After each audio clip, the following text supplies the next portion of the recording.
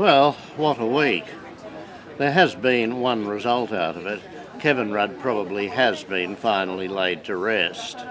Even his most avid supporters won't forgive him quickly for not stumping up once the opportunity to get into the ring was presented to him. Simon Crean was prepared to sacrifice himself to give Rudd the opportunity. Rudd wasn't prepared to take it. And this is seen not as the act of a man keeping his word against all odds, but as a simple act of cowardice, a man who was not quite sure of the numbers, and worse, a betrayal of the followers who'd risked so much to get him up to the barriers. So there won't be another Rudd push, I don't think. It's hard to be certain of anything in politics, but I doubt very much whether anybody's going to put their hat on the line for a second go. And anyway, there aren't all that many of them left, because the removal of Rudd has come at a very heavy cost. Two senior cabinet ministers, senior and competent cabinet ministers, Simon Crean and Chris Bowen, have been forced to bite the dust.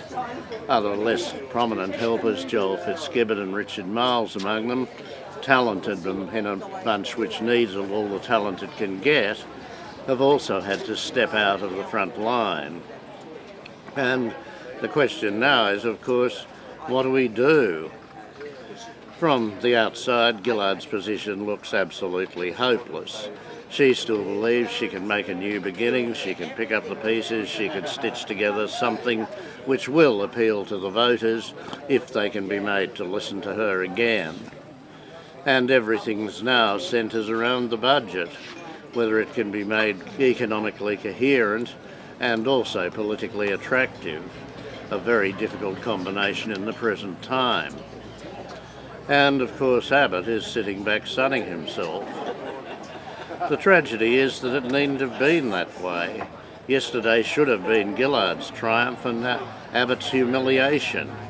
Her speech, apologising to the children and their mothers from whom they were forcibly taken for adoption, was a beauty, winning universal applause and people asking each other why she couldn't always be like that.